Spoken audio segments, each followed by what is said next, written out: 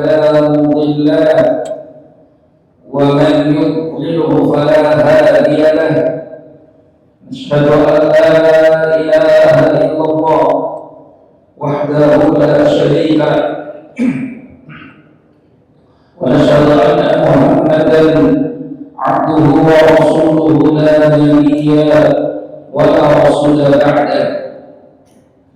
اللهم صل وسلم وبارك وكرم على حبيبنا ونبينا وشفيعنا وسيدنا ومولانا محمد وعلى آله وأصحابه ومن تبعهم بإحسان إلى يوم الدين. أما بعد، kaum muslimin dan muslimat, a'azzakumullah wa iyaya.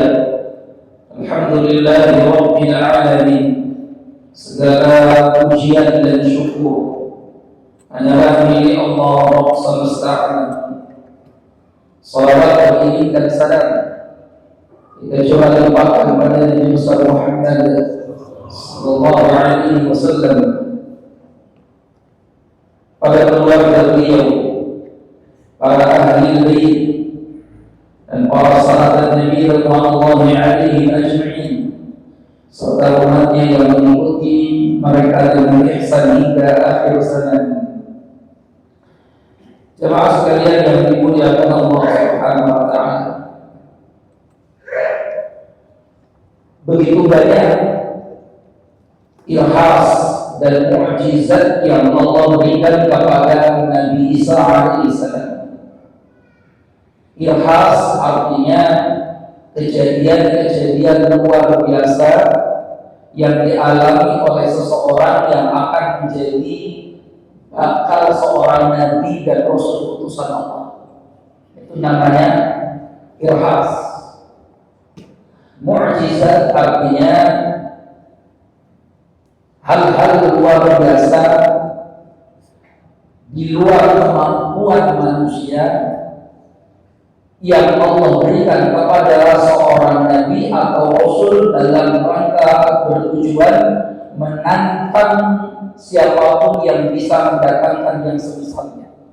Itu namanya mukjizat.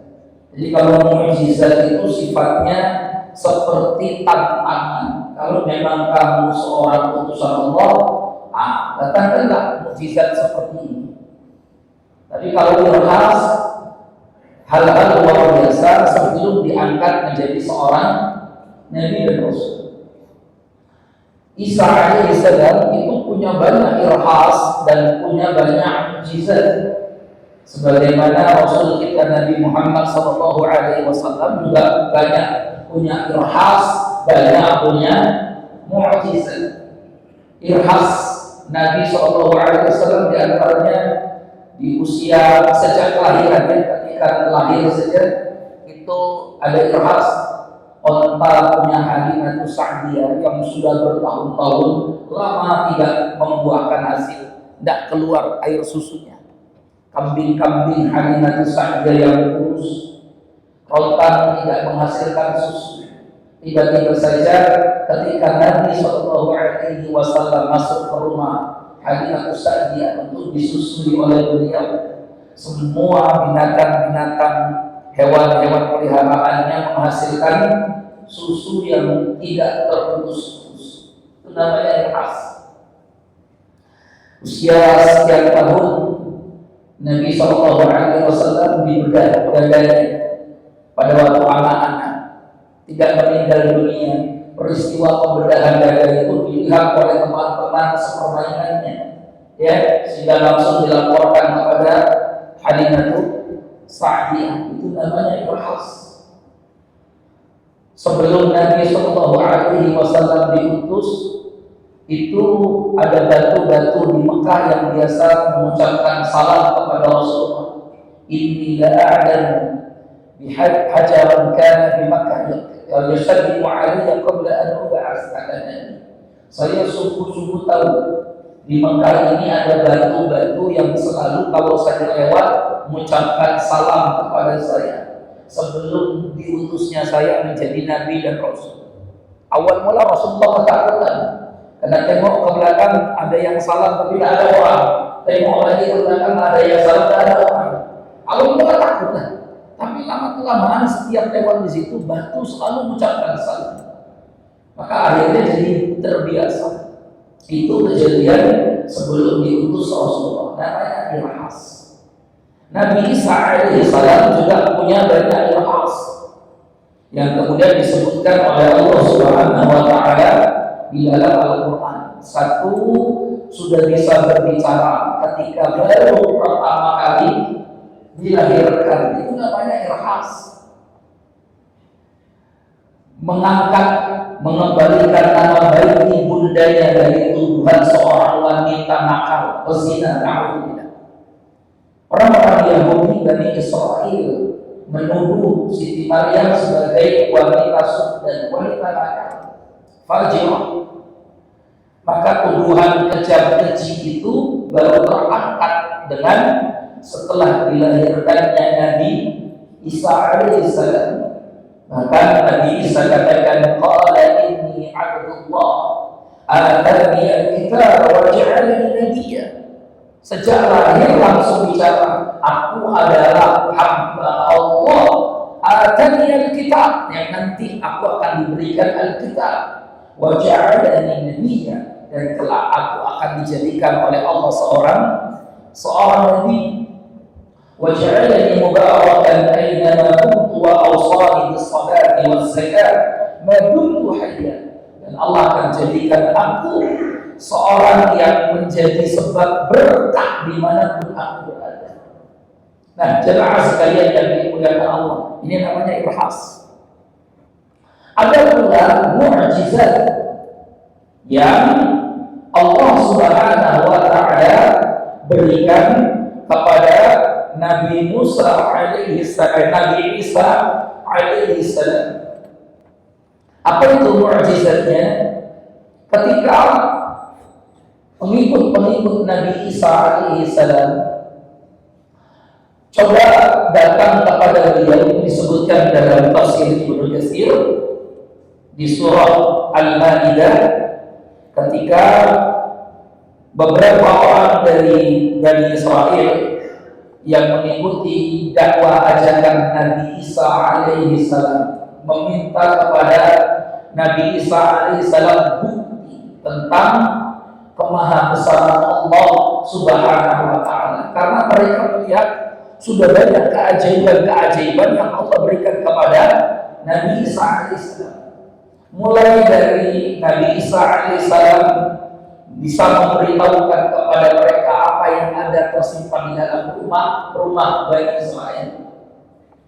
Kemudian Nabi Isa alaihissalam bisa membuat burung dari tanah liat yang kemudian dibacakan beberapa kalimat-kalimat Asma'ullahil A'zam, nama-nama Allah yang Maha Agung. Burung yang dibuat dari tanah liat tadi kemudian menjadi burung layaknya seperti burung-burung yang lain.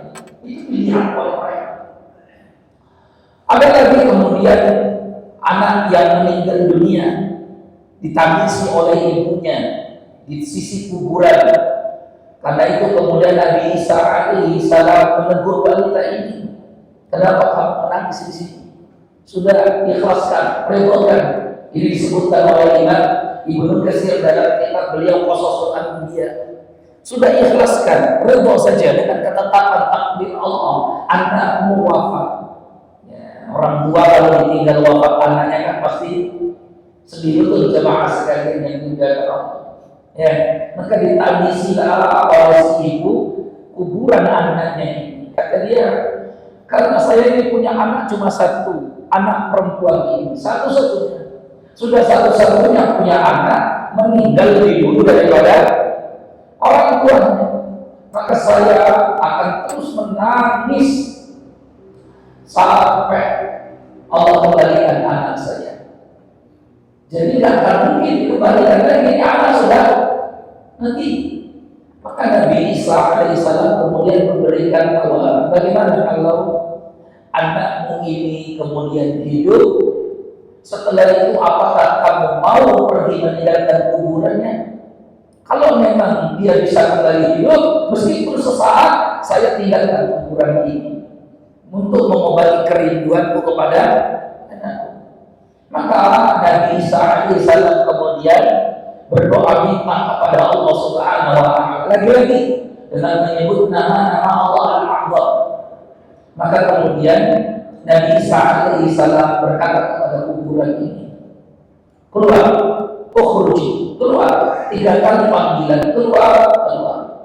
Maka keluarlah anak yang meninggal dalam kuburan tadi, ya, dan kemudian dilihat oleh ibunya. Sang ibu pun begitu bahagia. Setelah itu dia pergi meninggalkan kuburannya. Jadi kejadian ini nyata, disaksikan oleh banyak orang. Nah, mukjizat-mukjizat inilah yang kemudian disebut sebagai Nabi Isa bisa menghidupkan yang sudah meninggal dunia. Maka beberapa orang muridnya datang meminta kepada Nabi Isa alaihissalam, suka kepikir semuanya, Nabi Musa, Nabi Isa alaihissalam, yang Allah kemudian abadikan di dalam Quran surah Al-Maidah. Apa itu yang mereka minta? Mereka minta hidangan dari langit. Mereka minta hidangan dari langit. Maka mereka mengatakan, Allahumma rabbana anzil alaina ma'idatan minas sama' takunu lana 'idan li awwalina wa akhirina wa ayatan mink. Ya Allah, kalau memang bisa, ya hai Isa, tolong turunkan untuk kami hidangan dari langit, yang nanti hidangan itu akan kami makan oleh orang-orang yang ada semua di antara kami, yang miskin dan yang kaya semuanya makan hidangan dari langit. Imam Ibnu Katsir dalam Qasas Anbiya'nya menceritakan kejadian ini tentang bagaimana mereka meminta kepada Nabi Isa alaihissalam untuk menurunkan hidangan dari langit. Maka kata Nabi Isa alaihissalam, kalau memang kalian betul-betul serius ingin meminta hidangan langsung turun dari langit, maka berpuasalah kalian salasuna yauman, selama 30 hari. Maka berpuasalah mereka selama 30 hari. Yang kaya, yang miskin, yang ikut ajaran Nabi Isa alaihissalam berpuasa semangat itu, ingin mencicipi makanan dari langit. Ini kan luar biasa. Anzil alaina ma'idatan minas sama' takunu lana 'idan li awwalina wa akhirina wa ayatan minka. Biasanya ada juga Pak Imam pemimpin doa, itu mimpin doanya yang dibaca, Allahumma anzil alaina ma'idatan minas sama'. Saya pikir ini doanya Nabi Isa padahal minta makanan dari langit. Tadi kenapa dipakai sama Pak Imam yang mimpin doa? Tak lagi turunlah ini makanan dari langit. Jadi ini mesti kita selektif memilih doa. Tidak semua doa-doa dalam Al-Quran itu kemudian bisa kita praktekkan dan bisa kita pakai untuk kita berdoa. Karena ada doa-doa yang itu menjadi kekhususan untuk nabi tertentu. Sama seperti Nabi Sulaiman alaihissalam, beliau berdoa minta kepada Allah, Rabbi habli mulkan la yanbaghi li ahadin ba'di. Ya Tuhanku, berikan aku kekuasaan yang tidak kau berikan kepada setelahku, siapapun itu orangnya. Maka doa ini doa dalam Al-Quran, tapi bukan berarti kita pakai dalam doa kita. Itu kan seolah-olah pokoknya saya kasih ya Allah kekuasaan, yang lain gak usah dikasih. Dan itu kan benar. Tapi kalau untuk Nabi Sulaiman, konteksnya benar, betul. Karena kan Nabi Sulaiman minta kepada Allah kekuasaan, dapat menguasai jin, manusia, binatang, ya, kendaraannya angin dan lain sebagainya. Maka setelah Nabi Sulaiman tidak ada lagi yang dapat kekuasaan seperti itu dari Allah Subhanahu wa Ta'ala. Baik ya. Jamaah sekalian yang dimuliakan Allah. Kita lanjut kembali. Maka kata Nabi Isa alaihissalam, kalau memang keinginan kalian itu benar dan jujur, ya fasum salasina yawma, puasa 30 hari. Maka berpuasa mereka 30 hari. Setelah 30 hari berpuasa, mereka kemudian kembali datang kepada Nabi Isa alaihissalam menagih janjinya. Maka Nabi Isa alaihissalam kemudian menawarkan yang lain. Bagaimana kalau yang lain? Tidak, wahai Nabi Allah, itu cukup untuk kami. Apa itu? Makanan dari di dalam Quran surah Al-Maidah. Maka Nabi Isa alaihissalam kemudian berdoa, meminta kepada Allah Subhanahu wa Ta'ala, mengangkat kedua tangannya. Jadi memang mengangkat kedua tangan dalam berdoa itu menjadi adab dalam berdoa, Bapak Ibu semuanya. Ya, dan itu tidak ada khilaf perbedaan para ulama. Hukum asal berdoa adalah mengangkat kedua tangan, itu hukum asalnya. Meskipun dalam sunnah Rasulullah kita melihat dan kita membaca tidak selamanya Rasulullah berdoa mengangkat kedua tangan, tidak selamanya. Kadang Rasulullah kalau berdoa itu mengangkat jari telunjuknya saja, tidak mengangkat kedua tangan. Itu biasa Nabi lakukan kalau berdoa ketika sholat Jumat atau sholat Idul Adha, Idul Fitri, sholat Jumat. Beliau khutbah. Maka kalau beliau berkhutbah, berdoa, biasanya doanya sambil mengangkat satu jari. Nah ini sunnah yang hari ini kadang khotib juga banyak tidak mengamalkannya. Padahal dalam Sahih Muslim pernah ada seorang sahabat marah betul kepada khotib Jumat, langsung ditegur karena khotib Jumatnya mengangkat kedua tangan, dan itu bukan sahabat Nabi, tabi'in, ditegur oleh sahabat Rasulullah SAW sampai dengan doa-doa yang buruk, semoga tangan itu celaka dan sebagainya. Itu kan buruk, ditegur itu. Kenapa? Saya ini Jumatan selalu bersama Nabi SAW, dan setiap Nabi berjumat itu Rasul kalau berkhutbah selalu angkat jarinya, kalau berdoa selalu angkat jarinya. Ya, maka angkat jarinya kalau berdoa. Saya itu hadis riwayat Imam Muslim. Saya tidak tahu di doa ini kalau khotibnya angkat jari atau angkat tangan. Coba cek lagi. Ya, nanti tanya khotibnya, Pak Ustaz, mohon maaf, sebenarnya Nabi itu kalau khutbah Jumat berdoa yang diangkat apa? Kita nggak mungkin bahwa hukum asal berdoa adalah mengangkat kedua tangan. Betul, itu benar. Bahkan sebab doa mustajab itu kalau mengangkat kedua tangan kita. Hantarkan, dekatkan ke arah wajah. Ya, di bab nikafaihi, maka berdoalah dengan perut telapak tangan kita. Berdoa dengan perut telapak tangan yang putih ini. Dekatkan, hantarkan ke wajah kita. Begitulah Rasulullah SAW mengajarkan kita cara berdoa. Ya, jadi bukan ada berdoa, mohon maaf ya. Ya, mohon maaf kalau sini ada berdoa. Ada Nabi lakukan itu biasanya kalau doanya itu untuk sesuatu yang sangat besar sekali. Ya, bahkan seolah-olah Rasulullah itu sedang memanggul beban yang berat, berdoanya tinggi sampai kelihatan ketiaknya. Itu biasanya kalau sholat istisqa, doa-doa untuk permintaan yang sangat banyak, berat dalam hidup persoalannya. Oh, itu doanya. Maka kalau ada yang doa begini, ya husnuzon saja Pak. Jangan-jangan urusan hidupnya memang lagi berat-berat. Ini orang hidupnya lagi berat.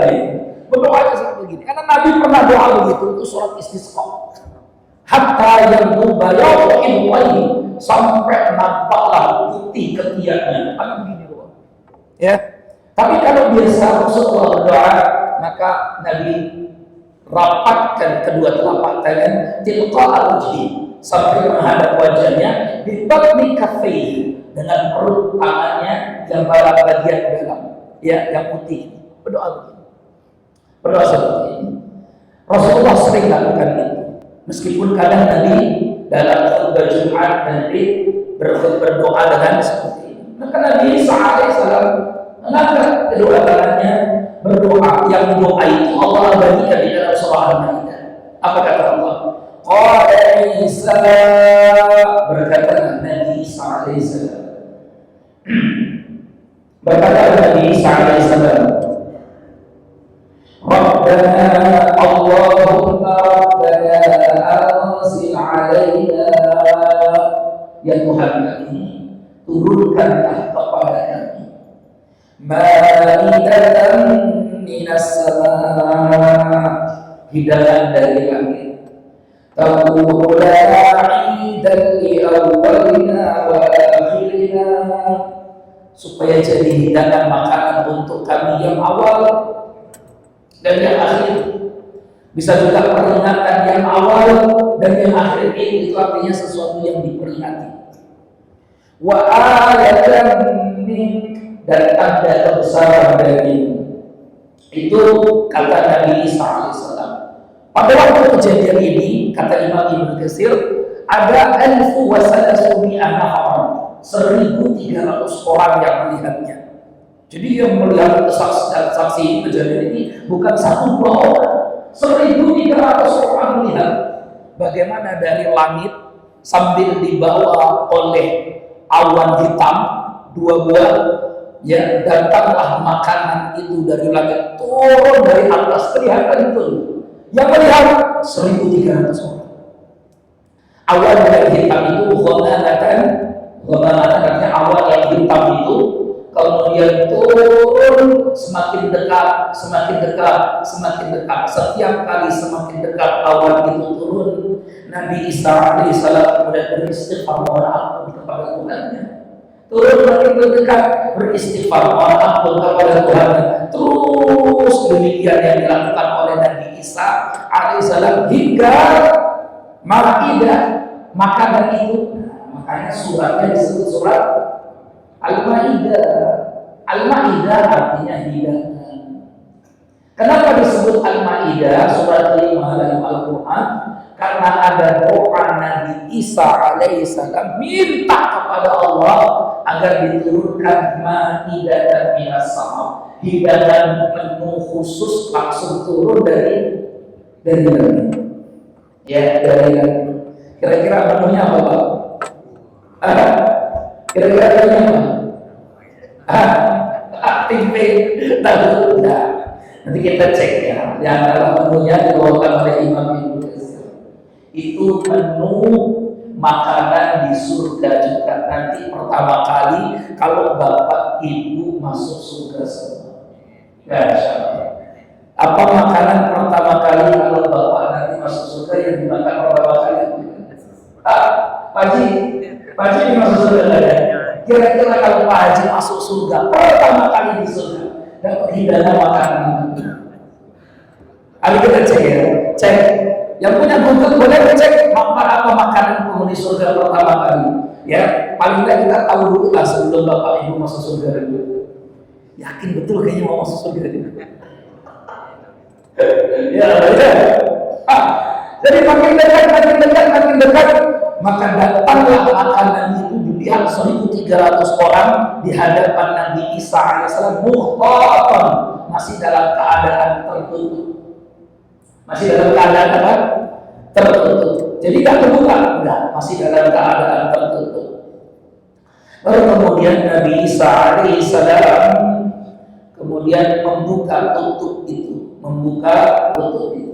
Setelah dibuka, maka kemudian Nabi Isa alaihissalam mengatakan makanan.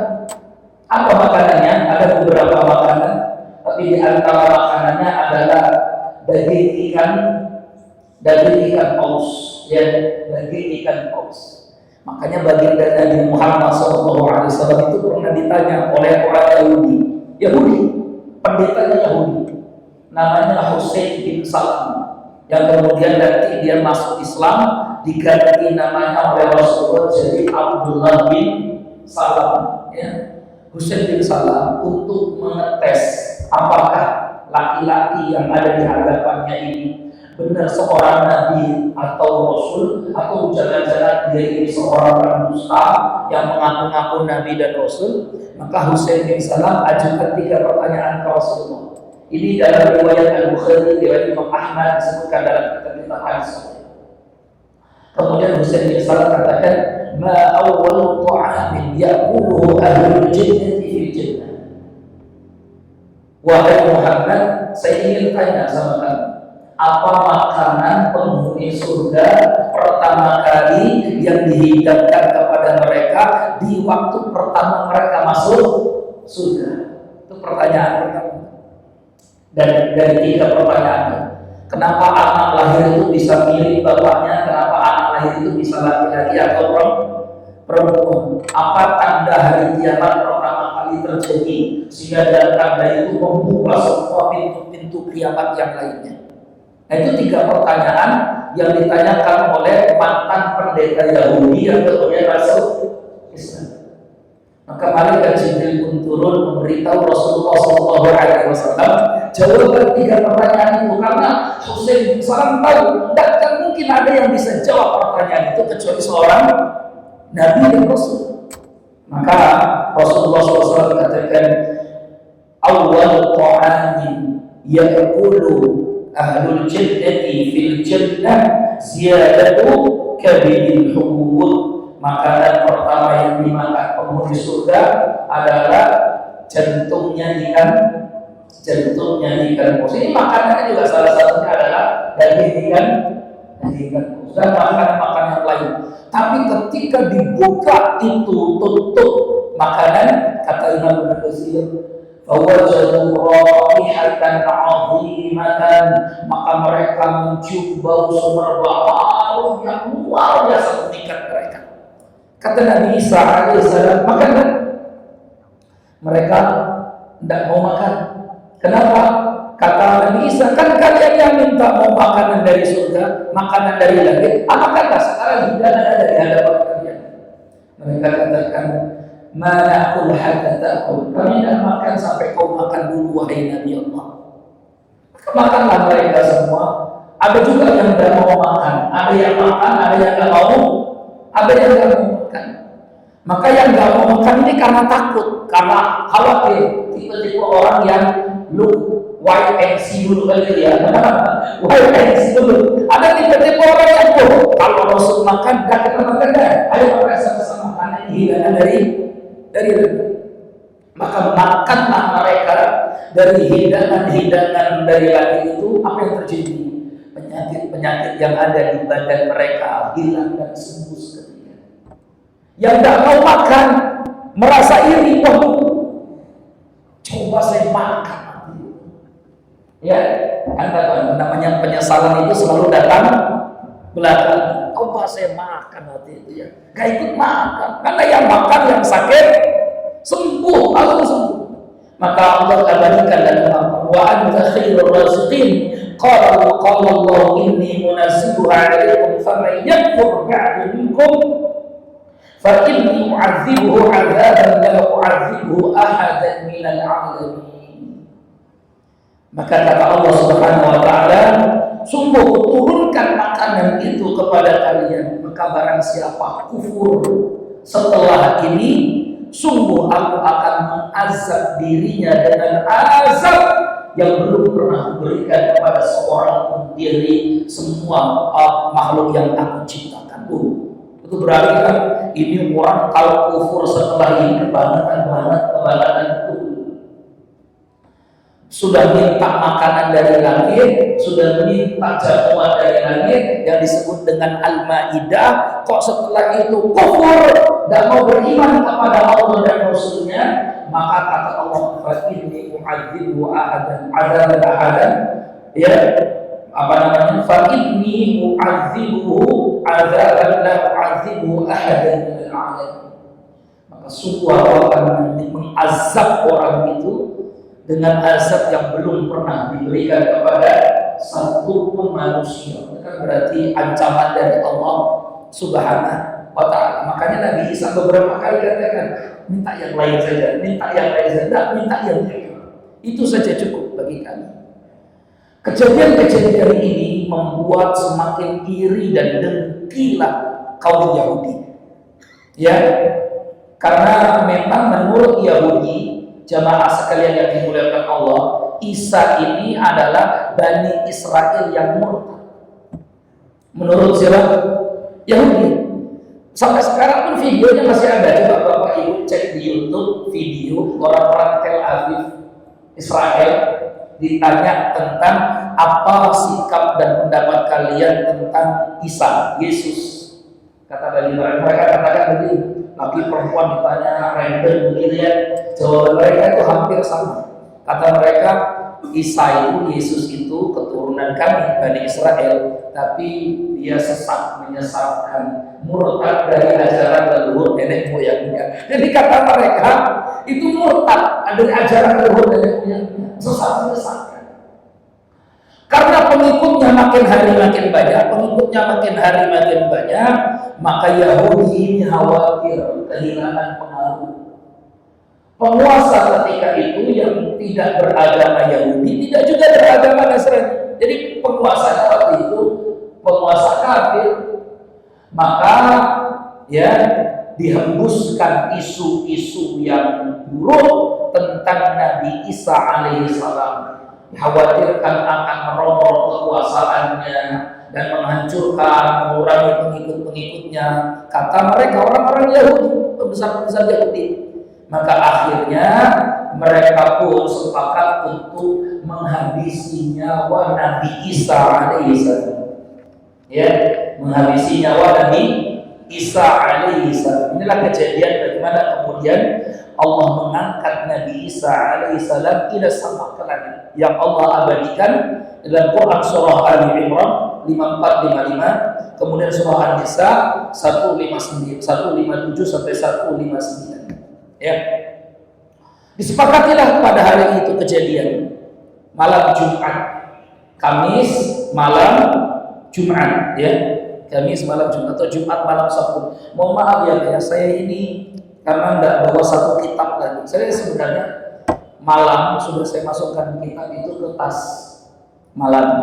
Sebelum istirahat, saya masukkan dulu kitab, mana yang coret, saya coret-coret, saya masukkan dulu ke tas.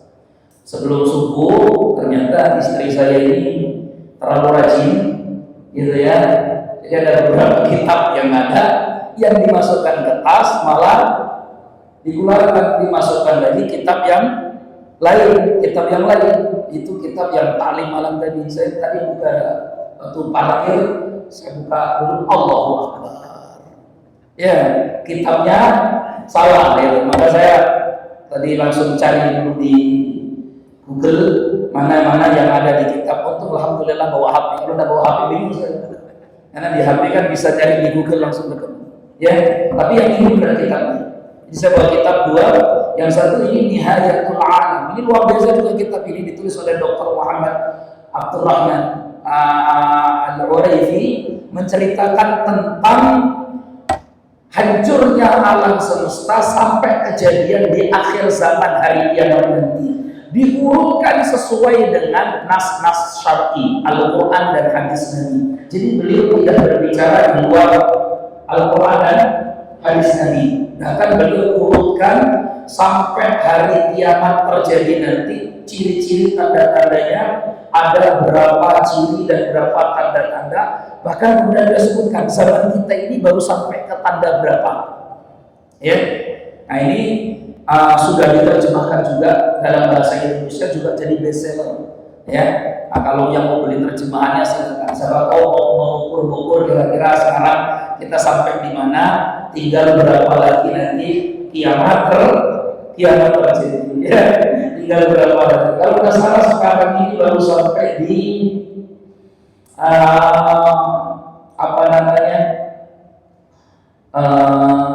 baru sampai di 83, sampai di 83. Jadi beliau katakan sekarang ini kita hidup baru di 83 tanda hari kiamat. Masih ada berapa lagi Pak? Masih ada 100 lebih ya. Ya mungkin Bapak Ibu mati dulu lah dan kiamat terjadi. Jadi makanya kesimpulannya kiamat itu pasti terjadi tapi jangan dipercepat. Itu ya Pak ya. Kiamat itu pasti terjadi tapi jangan dipercepat. Karena kadang kalau kita dengarkan nanti, kayaknya bentar lagi ini dia. Nah, kita baru 83. 80 itu 79 itu an-nas yaksuru fihim as-saman. Banyak orang obesitas, kegemukan. Dan saya itu termasuk ciri-ciri tanda kiamat ini. Ya, itu disebutkan oleh Nabi SAW dalam hadisnya. Ciri hari kiamat itu banyak orang obesitas. Jadi termasuk kita ini, saya ini termasuk ya orang-orang yang memfasilitasi kiamat itu.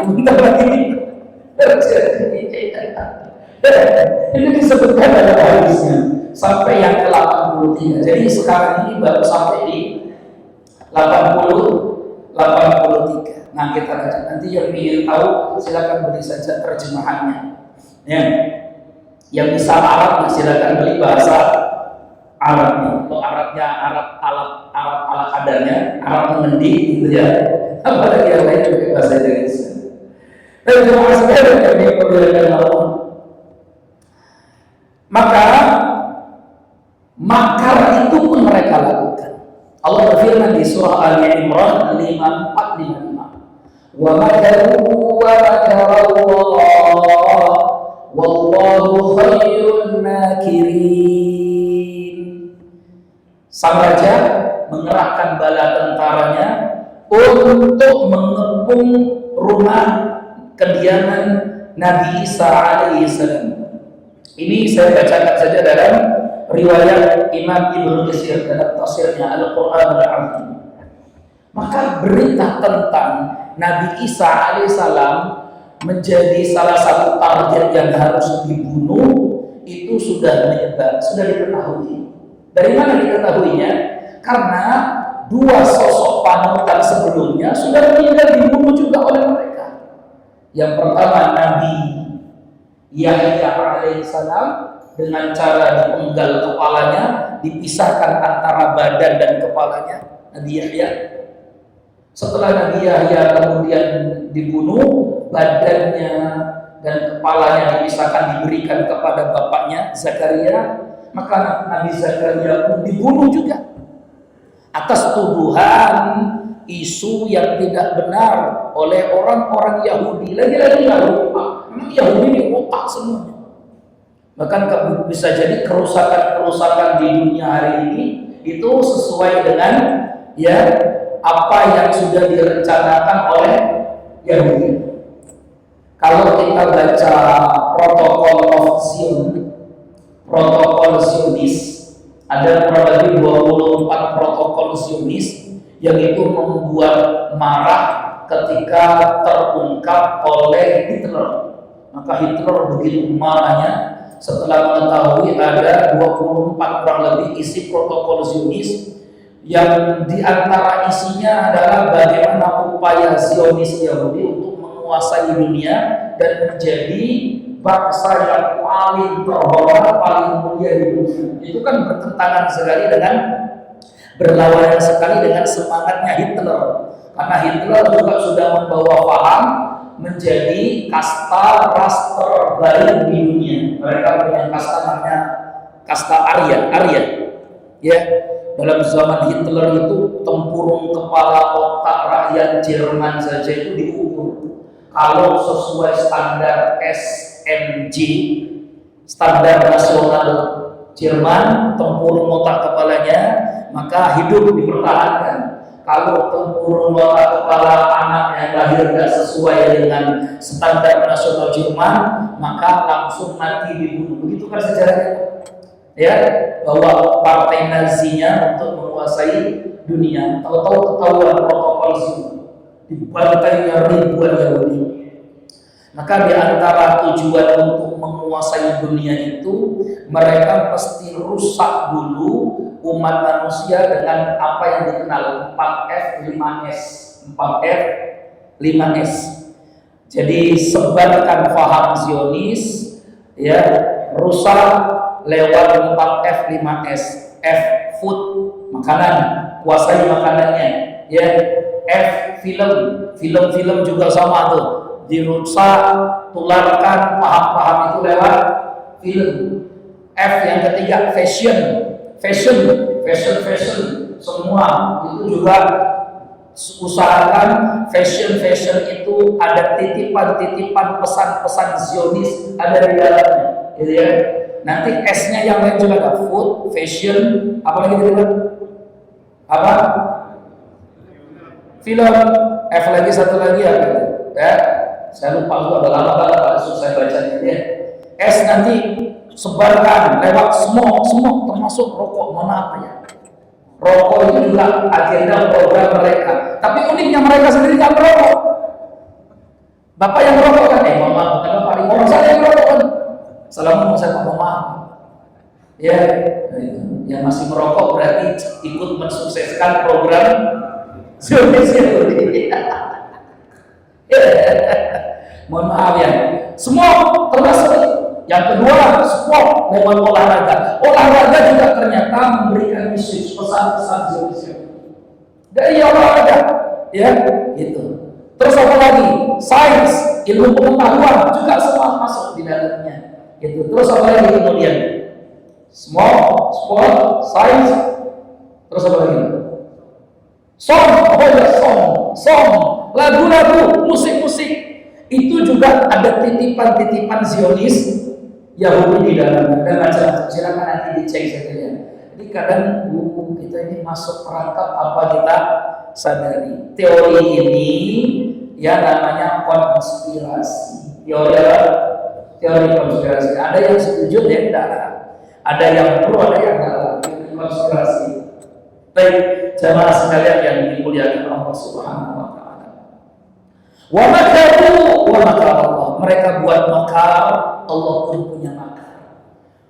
Dikepunglah semuanya, maka Nabi Isa alaihi salam pun mengumpulkan 12 hawarinya. Hawari artinya murid-murid setia Nabi Isa alaihi salam. Maka Allah sebutkan itu di dalam Al-Quran. Ya innallaha rabbi wa rabbikum fa'budu hadza siratun mustaqim. Falamma ahassa Isa minhumul kufra qala man ansari ila Allah qala al-hawariyun nahnu ansarullah. Maka Nabi Isa kumpulkan 12 muridnya. Ini versi pertama ya, ada versi kedua dibawakan oleh Imam Ibnu Katsir. Versi pertama, Nabi Isa alaihi salam berkata kepada murid-muridnya, saya ini on target, sudah ditargetkan akan dibunuh malam ini, mati, ya, entah dibunuh, entah disalib, entah diapakan. Maka kata Nabi Isa alaihi salam, siapa di antara kalian yang ingin jadi martir atau mortir yang menggantikan saya? Jadi versi pertama adalah versi tawaran Nabi Isa alaihi salam. Dan murid-muridnya ternyata bersedia semua 12 orang tadi itu untuk menggantikan posisi guru. Tidak apa-apa, biar kami saja yang maju wahai guru, biar kami saja yang mati wahai guru, asalkan Anda tidak mati. Itu versi pertama yang dibawakan oleh Imam Ibnu Katsir. Sehingga Nabi Isa alaihissalam memberikan jaminan surga untuk siapa yang menggantikan dan menolong hawari-hawari itu. Maka satu persatu pun menawarkan diri. Ijlis, kata Nabi Isa, duduk. Maka ketika dulu ditengok, enggak, bukan kamu. Ganti lagi, ijlis, duduk. Oh, bukan kamu, bukan kamu. Sampai Nabi Isa katakan, ayyukum yulqa alaihi syadahi fayuqtalu makani fayakuna nahi fi darajati. Mana di antara kalian muridku yang mirip betul denganku, kemudian dia nanti terbunuh, maka kelak di akhirat dia akan menempati kedudukan sama seperti diriku. Posisinya mulia bersama Rasulnya. Satu persatu mereka mengajukan diri, tapi Nabi Isa katakan, lah, bukan kamu. Summa a'ada alaihim faqama syab. Kemudian datanglah anak yang paling muda, pengikut Nabi Isa yang paling muda. Disebut di sini namanya Yudas Zakariyahu. Yudas Zakariyahu. Kalau kita suka nyebutnya Yudas Iskariot, ya, Iskariot. Ini namanya pembedaan lafaz saja. Pakai bahasa Arab, itu pakai bahasa Indonesia, itu pakai bahasa Suryani. Ya, itu bahasa Suryani. Karena orang-orang pada waktu itu bicaranya pakai bahasa Suryani. Di Suryani itu bahasanya ahli kitab, bahasanya Yahudi dan Nasrani, ya, itu Suryani. Tapi bukan Suryani seperti yang sekarang itu. Nah, sekarang kan ada tuh video orang ngaku bisa bahasa Suryani. Innaka lamaqadi innaka laqad ila Makkah innaka ya Makkah wal Madinah dan tanda maqadi. Nah, begitu Pak Suryani. Ya, jadi sampai saya tuh heran, ada juga yang ikut-ikut nih bahasa. Suryani itu bahasa yang Allah dan Rasulullah perintahkan Said bin Sabit untuk belajar kepada ahli kitab. Jadi kata Rasulullah, ahli kitab Yahudi mereka banyak bicara di hadapan kita dengan bahasa yang kita nggak paham. Namanya bahasa Suryani. Maka Rasulullah melihat Said itu anak yang cerdas, usianya masih belasan tahun ketika itu. Kata Rasulullah, Said, kamu ini pintar, kamu ini cerdas. Aku tugaskan kamu khusus belajar bahasa Suryani. Maka Zaid pun patuh, masuklah Zaid ke kampung-kampung Yahudi, belajar bahasa Suryani langsung dari orangnya. 14 hari kemudian pulanglah dia ke Madinah. Kok sudah pulang 14 hari? Kata Zaid, 14 hari ya Rasulullah, tidak ada satupun percakapan bahasa Suryani kecuali aku sudah tahu apa makna dan artinya. Berapa lama Pak belajar? 14 hari. Kita belajar bahasa Inggris berapa tahun? Yes, no, yes, no. Yes. Maka terpilihlah satu. Jadi kalau versi yang pertama itu versi memang berkorban dirinya, nyawanya untuk menolong Rasulnya, gurunya. Ini versi yang pertama. Sama seperti Ali bin Abi Thalib ketika tahu Rasulullah SAW bahwa 40 orang tadi kafir Quraisy sudah berkumpul di sekitar rumah Nabi SAW, ini membunuh Rasul di malam hijrahnya Nabi ke Madinah. Maka Rasulullah perintahkan Ali untuk tidur di ranjang Rasulullah yang biasa tidur dan berselimutkan dengan selimut Nabi Muhammad. Sama seperti itu kejadiannya. Yang penting mirip. Kalau itu mirip pakaiannya, kalau ini mirip wajahnya. Ya, akhirnya terbunuh. Ini versi pertama.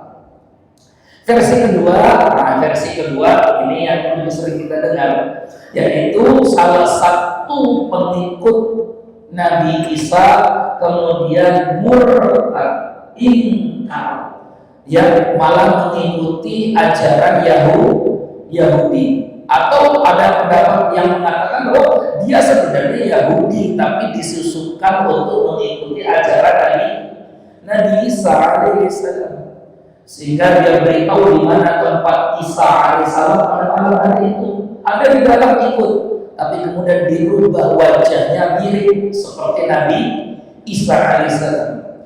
Wa makaru wa makarallah wallahu khairul makirin. Mereka bermakar, Allah punya makar, dan Allah sebaik-baik pembuat makar. Nabi Muhammad keluar dari rumahnya, tidak ada satu pun orang yang melihat Rasulullah keluar.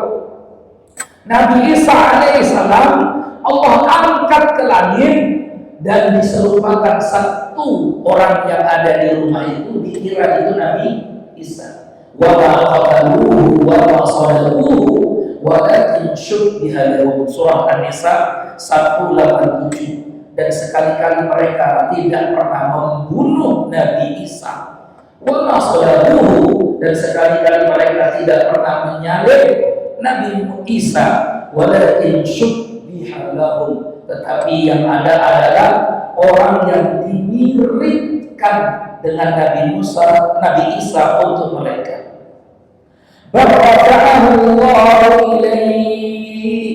Bahkan Allah mengangkat Nabi Isa ke langit.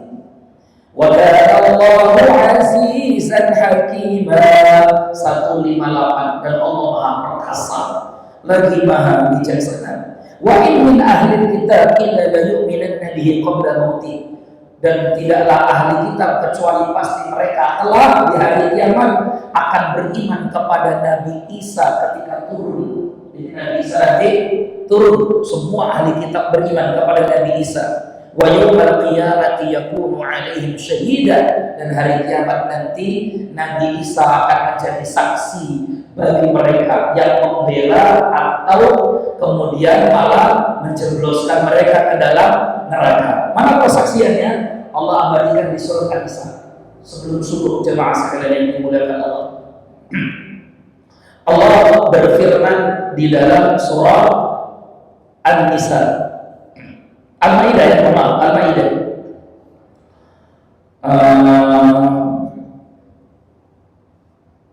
Ayat 116. Allah berfirman, nanti di hari kiamat Allah bertanya kepada Nabi Isa alaihissalam. 116 Al-Maidah.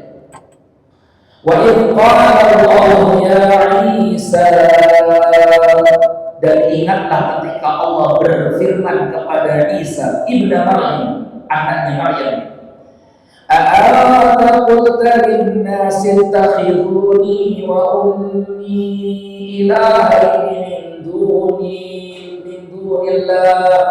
Apakah benar kamu dulu pernah berkata, hai Isa, jadikanlah aku dan ibuku sesembahan selain Allah? Benar enggak kamu pernah berkata itu? Benar enggak kamu pernah berkata kepada Bani Israel yang mengikutimu, aku Tuhan, ayo sembah aku, ibuku ini Tuhan, ayo sembah ibuku? Itu Allah minta klarifikasinya. Saya tanya sama Bapak Ibu semua, Allah itu sebenarnya tahu nggak? Tahu nggak? Tahu, karena Allah itu maha tahu. Tapi kenapa Allah tetap tanya kepada Nabi Isa nanti dari kiamat? Karena dalam persidangan meskipun sudah tahu harus ada tabayun, ya. Meskipun harus ada persaksian kan.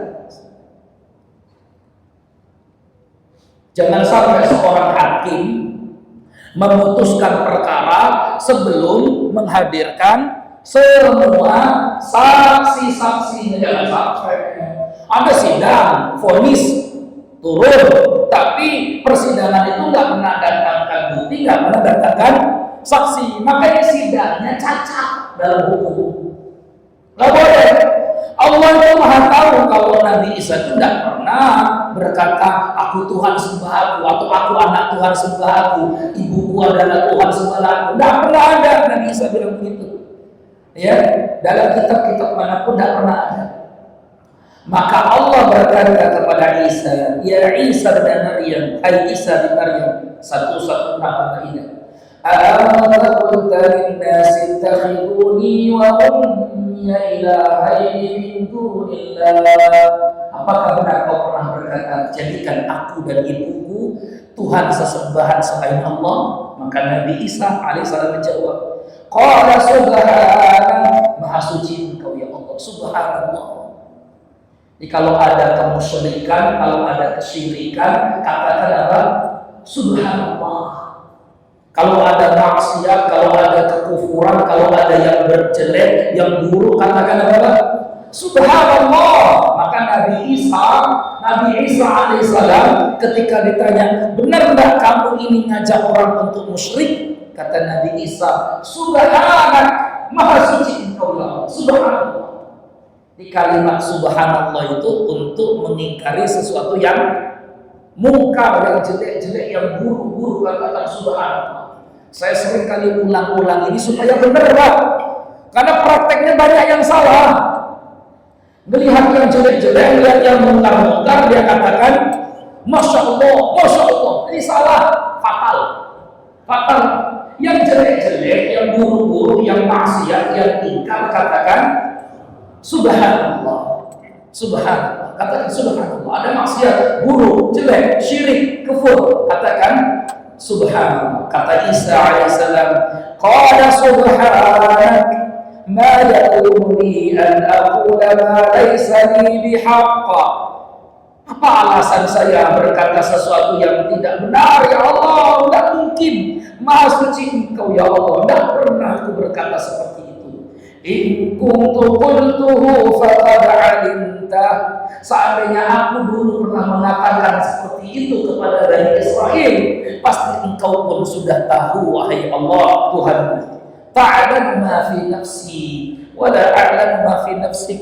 Kau Tuhan yang Maha mengetahui apa saja yang ada dalam hatiku, sementara aku tak pernah tahu ya Allah tentangmu apa yang ada dalam dirimu. Innaka anta 'allamul ghuyub. Sungguhnya Engkau Tuhan yang Maha mengetahui semua yang gaib. Jemaah sekalian. Jadi nanti mereka akan menyesal. Ini keyakinan dan keimanan kita ya. Karena memang sampai hari ini pun mereka yang mengagung-agungkan Nabi Isa itu tidak pernah bisa mendatangkan satu saja ayat dalam kitab suci mereka yang mengatakan Isa saya adalah Tuhan atau anak Tuhan sebelah saya. Tidak ada, kecuali dari berita orang saja. Dari berita orang. Al-Quran jelas. Kenapa kita menyembah Allah? Karena Allah lah yang memproklamirkan dirinya juga sebagai Tuhan. Maka Allah katakan, ya, innani anallahu la ilaha illa ana fa'budni wa aqimis salata. Ya, jadi jamaah sekalian yang dimuliakan Allah, maka saat itu kemudian Allah mengangkat Nabi Isa ke langit. Pada waktu Nabi Isa diangkat ke langit, banyak mata yang melihat, termasuk keluarganya, termasuk juga murid-muridnya. Di langit Nabi Isa hidup. Di sini dijelaskan terakhir apa bedanya mal farqu baina hayati Isa wa hayati al-anbiya. Apa bedanya antara hidupnya Nabi Isa dan hidupnya para nabi yang lain di alam barzakh? Maka dijawab, kalau para nabi dan rasul mereka hidup di alam barzakh dengan kehidupan barzakhiyah. Nabi Musa alaihissalam saat ini masih hidup di alam barzakh. Maka Nabi Muhammad pernah berkata kepada para sahabatnya ketika Nabi Rasulullah Isra Mi'raj, maka Nabi Musa alaihissalam sedang sholat di kuburnya. Itu menunjukkan bahwa para nabi, para rasul meskipun mereka sudah meninggal, mereka masih tetap menjalankan ibadah sholat di kubur mereka masing-masing. Seandainya aku tidak khawatirkan pada kalian umatku, kata Nabi, akan aku tunjukkan kepada kalian di mana kubur Nabi Musa alaihissalam. Tapi Nabi tidak jadi tunjukkan itu karena khawatir ya nanti kuburannya malah dijadikan ya tempat ibadah utusan yang bukan Nabi saja kuburannya rapi didatangi, Pak. Apalagi kalau kuburan Nabi. Maka Rasul tidak jadi tunjukkan kuburan Nabi Musa kepada para sahabatnya.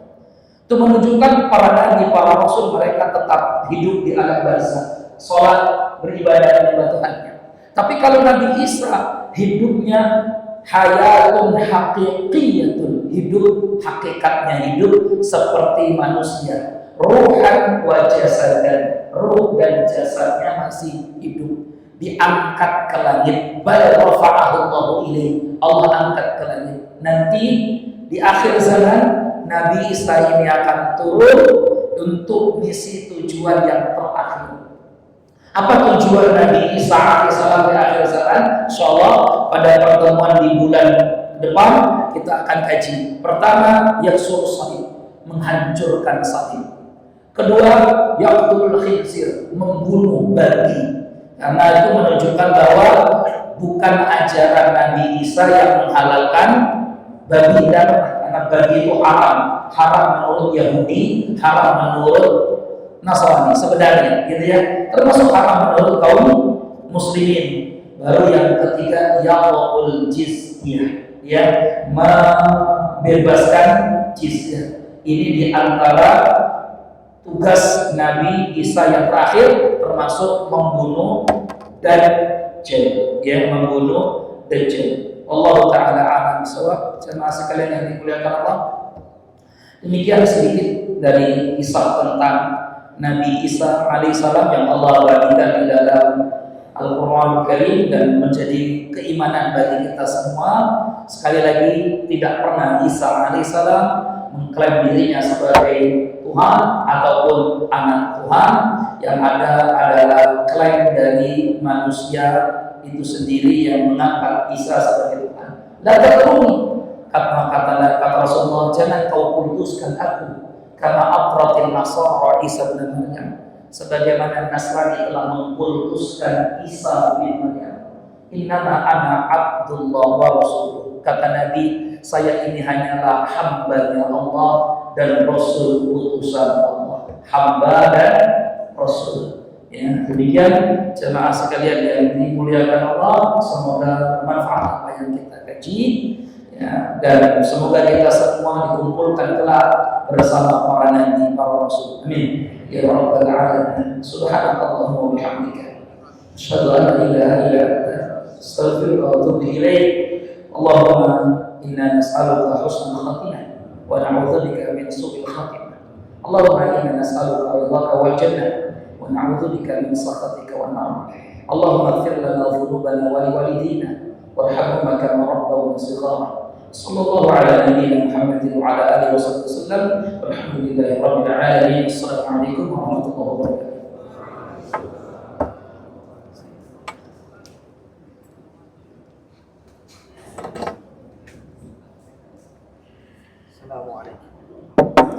Waalaikumsalam Ustaz. Masyaallah.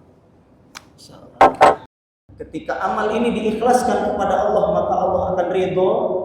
Ketika Allah akan ridhonya itulah yang memasukkan kita ke dalam surga. Tidak seperti anggapan sebagian orang. Berarti kalau gitu, kalau ridho Allah yang memasukkan, kasih sayang Allah yang memasukkan ke surga, berarti amalan itu nggak ada fungsinya. Ada fungsinya. Fungsinya adalah untuk mengambil dan menarik, mendapatkan keridhaan Allah Subhanahu wa taala, karena dia masuk dalam kategori takwa. Takwa itu apa artinya? Takwa adalah melaksanakan seluruh yang diperintahkan oleh Allah dan meninggalkan seluruh yang dilarang oleh Allah. Takwa itu ketika kita sholat, puasa, berarti bertakwa karena melaksanakan perintah Allah. Ketika dia bertakwa, maka Allah ridho dengan dia. Ketika ridho, maka keriduan itulah yang memasukkan dia ke surga. Di dalam hadis yang lain di Sahih Muslim, may yadkhulul jannata yan'am wa la yab'as. Barang siapa yang masuk surga, maka dia akan berada dalam kenikmatan terus-menerus, tidak akan stres, tidak akan pusing, tidak akan gundah. Wala tabla siyabuhu, tidak akan usang bajunya. Wala yafna syababuhu, tidak akan hilang mudanya, terus saja muda. Ini menunjukkan bahwa di surga kenikmatannya terus menerus, tidak akan pernah putus. Tetapi memang untuk menggapai surga itu banyak rintangan, maka perlu diperjuangkan, perlu diusahakan. Di dalam hadis Nabi Shallallahu Alaihi Wasallam disebutkan di Sahih Muslim, huffatil jannatu bil makarih. Surga itu dikelilingi oleh hal-hal yang tidak disukai oleh kebanyakan manusia. Wa huffatin nar bisyahawat. Neraka itu dikelilingi oleh syahwat-syahwat. Padahal kalau kita tilik, untuk masuk ke surga itu kan sebenarnya gampang. Kalau kita tilik ya, datang ke masjid, bayar nggak masuk ke masjid? Ada tiket masuk. Kalau ke bioskop ada tiket masuk. Kalau ke tempat wisata ada tiket masuk. Mau main-mainan ada tiket lagi. Mau ke fantasi itu ada tiket lagi. Ke masjid doa dikasih tiket enggak? Enggak. Kalau ada makanan minuman suruh bayar enggak? Enggak. Makan pulang dikasih bekal. Tapi ternyata yang bermodal ini justru dipilih orang. Iya, kenapa demikian? Karena godaan-godaan setan itulah yang membuat syahwat kita cenderung pada keharaman. Sebenarnya syahwat itu normal. Karena syahwat itu adalah kecenderungan hati kepada sesuatu. Itu syahwat. Bapak punya syahwat makan? Nggak ada syahwat makan sama sekali, nggak enak. Berarti ketika makanan itu enak karena ada syahwat makanan. Bapak bisa berhubungan suami istri? Bisa. Dari mana dapatnya hubungan itu? Karena ada syahwat. Kalau nggak ada syahwat bagaimana bisa? Mohon maaf betul. Yang udah umur 80-an tahun bisa ngelihat istrinya bersyahwat nggak ngelihat? Jangankan ngelihat, mendengar suaranya juga nggak ada syahwat sama sekali. Makanya dulu ketika ada seorang pemuda yang baru nikah bertanya kepada Rasul, "Wahai Rasulullah, kalau saya mencium istri saya di siang hari Ramadan, batal tidak puasanya?" Nabi menjawab, batal. Besoknya ada orang tua bertanya, pertanyaannya sama. Kalau saya cium istri saya di siang hari Ramadan, batal nggak Nabi puasa saya? Nabi jawab, tidak batal. Gimana? Pertanyaannya sama, tapi jawabannya beda. Yang kemarin dijawab batal, hari ini dijawab tidak. Kenapa demikian? Karena berbeda orangnya. Kemarin pemuda yang baru nikah, yang menggebu-gebu, jangankan dekat gitu, dari jauh aja suruh wang wing. Tapi yang tua betul, udah hampir expire gitu, Nabi katakan tidak batal puasanya. Jangankan mau mendekat, dari jauh aja udah nggak ada sama sekali. Jadi ini yang penting untuk difahami. Sebenarnya syahwat itu netral. Yang diharamkan itulah syahwat, yang diharamkan itulah yang dilarang. Syahwat berzina, syahwat mencuri, syahwat membunuh, gitu ya. Resikonya besar, tapi kenapa mau melakukan? Karena bisikan setan itu yang tadinya jelek jadi bagus. Guru kami cerita, Profesor Dr. Fathi Hijazi cerita dari gurunya, ada seseorang sudah lama bersuami istri, dalam kondisi tertentu nggak enak nih hubungan suami istri nih, nggak enak. Akhirnya pergi ke satu tempat, kalau bahasa kita lokalisasi gitu, cari suasana baru. Sang istri ngikuti dan minta izin ke lokalisasi itu. Dikasih tahu orang itu pesan di kamar mana, kasih tahu saya. Pesan kamar dia, dikasih tahu kamar itu. Istrinya masuk ke situ, dibuat gelaplah kamar itu, dibuat remang kamar itu, suasana semakin romantis. Nikmat betul katanya, kata sang suami, nikmat betul. Nggak tahu kalau itu istrinya. Barang dihidupin lampunya ternyata, loh kamu, kok kamu nih? Dari situ dia memahami betul ya bahwa wah ini setan ini istri saya yang saya bosan di rumah, tapi di tempat lain istri saya juga yang melayani, tapi ternyata kok enak. Keenakan itu dari mana? Karena setan lah yang membuat enak. Dan ini yang hal yang perlu betul-betul disadari oleh kita bersama. Anak-anak misalkan remaja tuh, perempuan dipacari oleh laki-laki, seneng.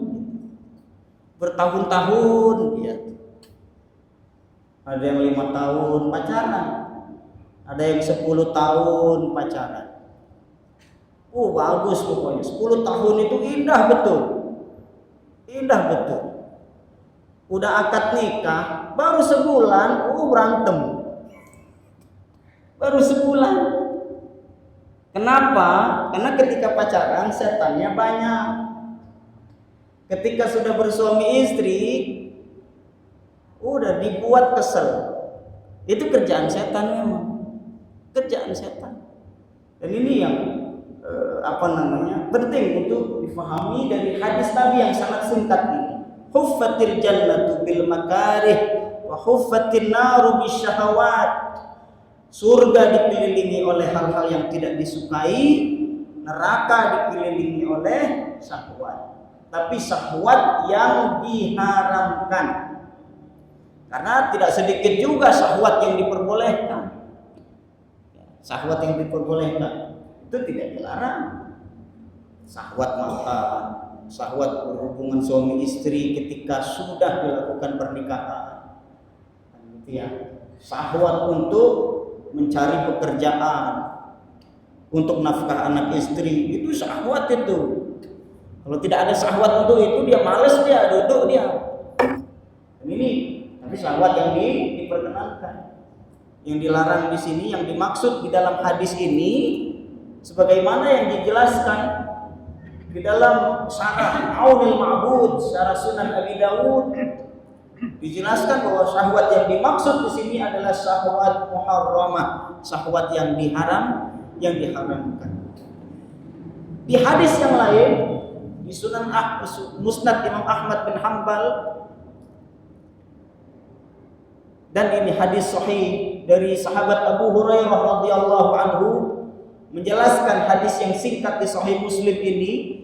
Rasulullah sallallahu alaihi wasallam bersabda, "Lamma khalaqallahul jannah," ketika Allah menciptakan surga, qala li Jibril, Allah berkata kepada malaikat Jibril, "Idhhab fanzur ilaiha."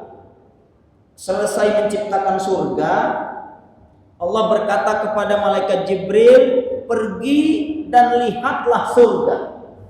Pergi dan lihatlah surga. Fadhahaba fanadhara ilaiha. Lalu malaikat Jibril pergi dan melihat surga.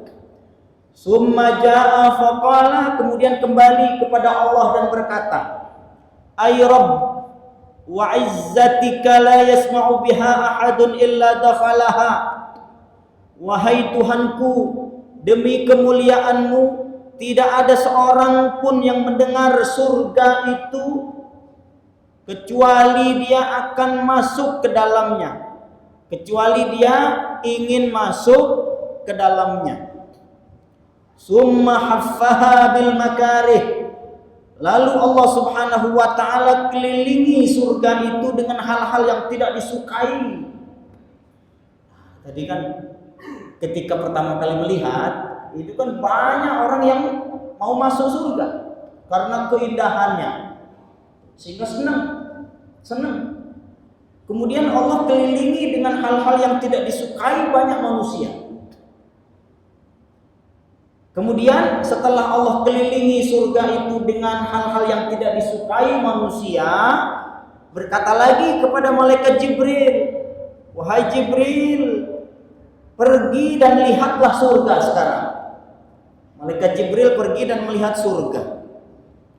Kemudian beliau kembali kepada Allah Subhanahu wa taala dan berkata, "Ay Rabb, wa izzatika laqad khasyitu alla yadkhulaha ahadun." Wahai Tuhanku, demi kemuliaan-Mu, aku khawatir betul surga itu nggak ada yang masuk ke dalamnya. Aku khawatir tidak ada yang masuk ke dalam surga.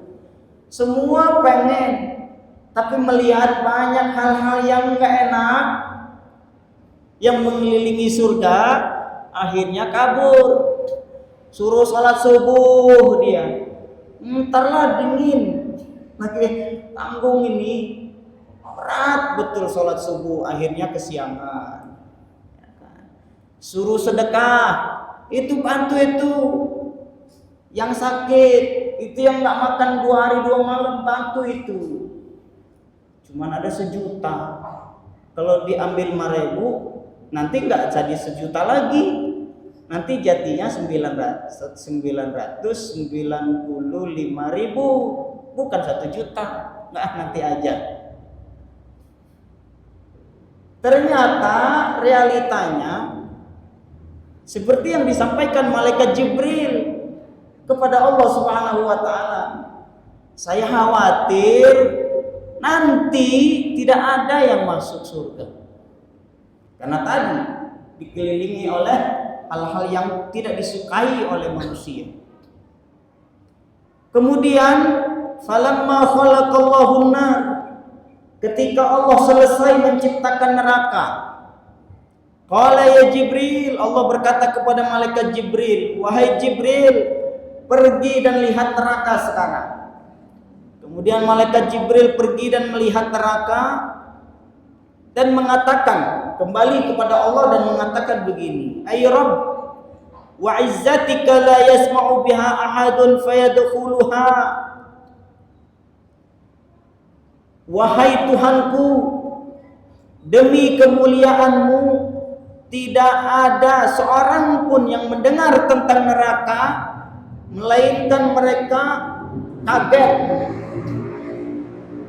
dan enggan untuk masuk karena api yang panas yang sedemikian rupa. Sehingga dijelaskan di dalam syarah Aunil Ma'bud, beliau mengatakan fazi'a anha, kaget, kemudian kalau kita galau gitu ya, enggan untuk masuk. Lalu fahaffaha bisyahawat, lalu neraka itu Allah kelilingkan dengan syahwat-syahwat yang melenakan gitu, enak-enak. Kemudian mengatakan kepada malaikat Jibril, wahai Jibril, sekarang datangi neraka itu dan kamu lihat. Kemudian malaikat Jibril pergi ke neraka dan melihat neraka. Kemudian setelah melihat neraka yang sudah dikelilingi syahwat itu, kembali kepada Allah Subhanahu wa taala dan berkata, ay Rabb, wa izzatika laqad khasyitu alla yabqa ahadun illa dakhalaha.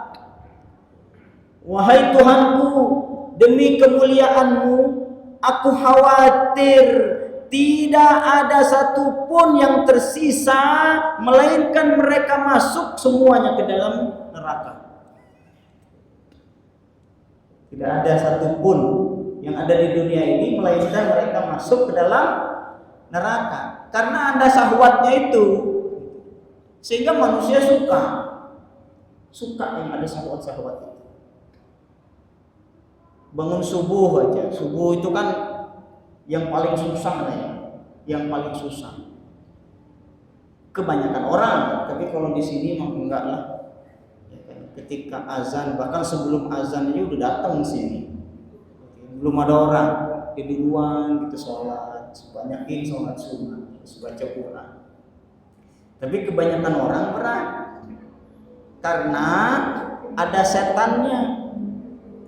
Buat 3 kuncir di belakang, di kepala bagian belakang itu ada 3 kuncirit. Apa kuncirit itu? Kuncir. Dibuat kuncir. Bahasa apa ini?